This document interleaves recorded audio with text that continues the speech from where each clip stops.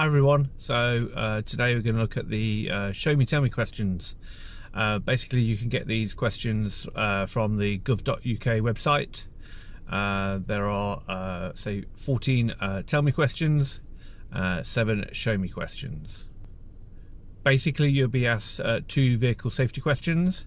The examiner will ask you the tell me question, which is before you drive off on your driving test, and the second one is a show me question which you will be asked to carry out during your test whilst driving. So going to look at the first one. The question is tell me how you would check that the brakes are working before starting a journey. Okay, so the answer to this one is your brakes should not feel spongy or slack, and the brakes should be tested as you set off, and the vehicle should not pull to one side. So the second question is tell me where would you find the information for the recommended tyre pressures for this car and how the tyre pressures should be checked. Okay, so with any car, when you buy a car, you should be given a manufacturer's guidebook.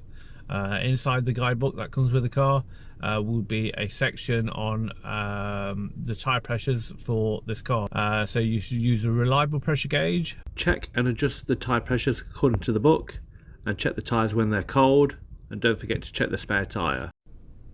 So the third question, tell me how you would make sure your head restraint is correctly adjusted so it provides the best protection in the event of a crash. So the head restraint should be adjusted so that the rigid part, which is this bit here in the centre, so your eye line should be roughly in the centre of that, and your head as close to the back of it as possible, with it being comfortable. The tyre question, so the question is tell me how you would check the tyres to ensure that they have sufficient tread depth and that their general condition is safe to use on the road. So basically there should be no cuts or bulges in the side wall of the tyre, okay, and the tread depth itself should be at least 1.6 millimeters deep across the central 3/4 of the breadth of the tyre and the entire outer circumference. Okay, question number 5. Tell me how you check that the headlights and tail lights are working. On your test, obviously you don't need to exit the vehicle for this one. So basically you just got to show the examiner how you'd operate the switch. So on my car, that's here. Okay, so I'll turn on my lights like that. You must have to have the ignition turned on for that. Don't have to have the engine on, just the ignition. Then walk around the vehicle and you check the front 2 headlights and the 2 rear backlights as well. Okay, question number 6. Tell me how you would know if there was a problem with your anti-lock braking system. Okay, this one's straightforward. You will get a warning light that will illuminate if there's a fault with the ABS system, the anti-lock braking system. Okay, question number 7. Tell me how you would check the directional indicators are working. Again, you don't need to exit the vehicle on your test for this one. Again, you just explain how you would operate it. Basically, you would operate the hazard warning light.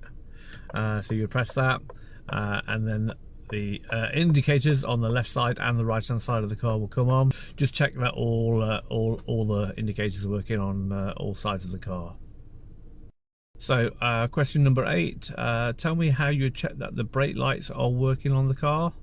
Basically explain how you would operate the brake pedal. So obviously just squeeze the brake pedal.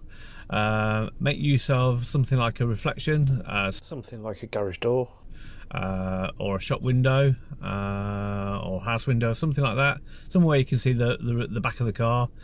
If you haven't got a reflective surface of some sorts, then ask somebody who's in the car with you, ask them to look at the back of the car to make sure both of the brake lights are working.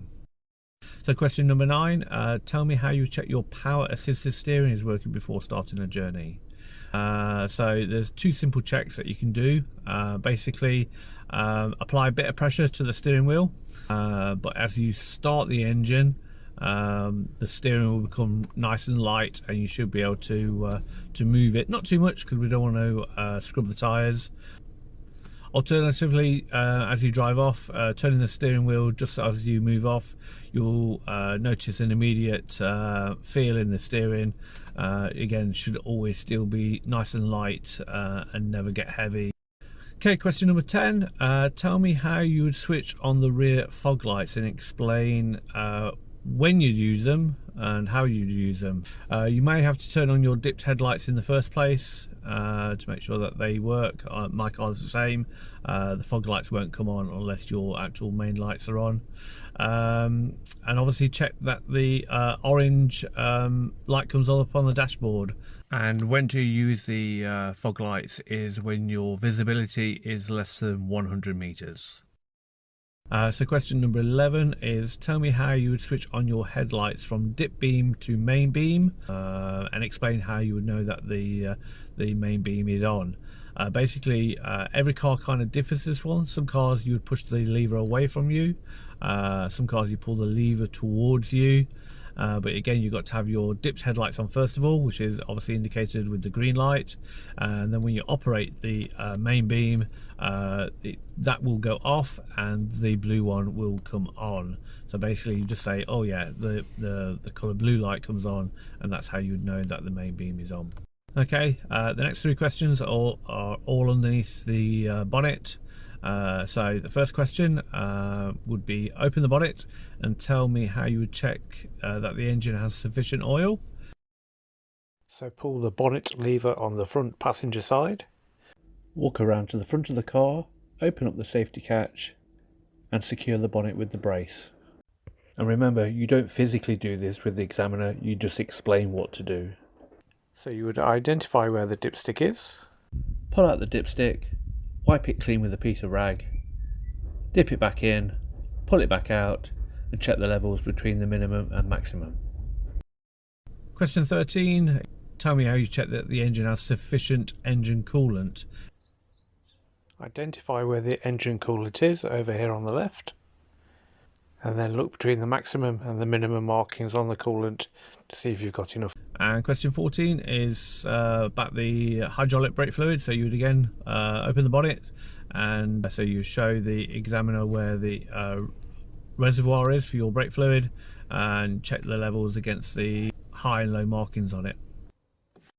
So now we're going to look at the show me questions that could be asked during your test as you're actually driving along. So when it's safe to do so, can you show me how you would wash and clean the rear windscreen?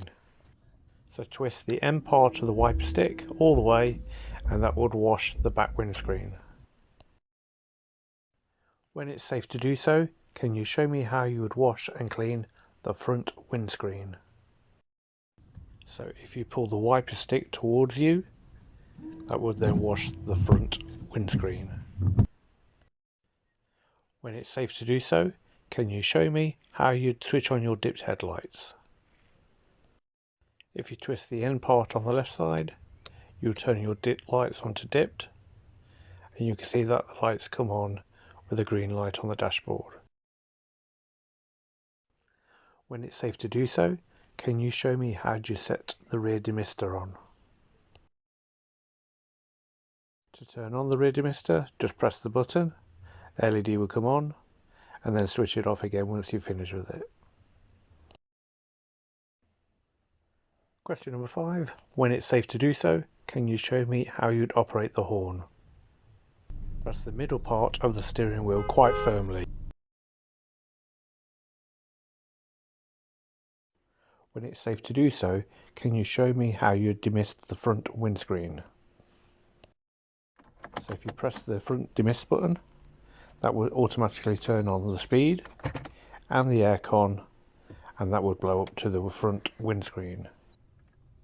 On other cars though, you will have a speed dial to turn, as well as a heat dial to turn, and a directional button to turn. But make sure the dials are pointing to the windscreen icon. When it's safe to do so, can you show me how you would open and close the side window?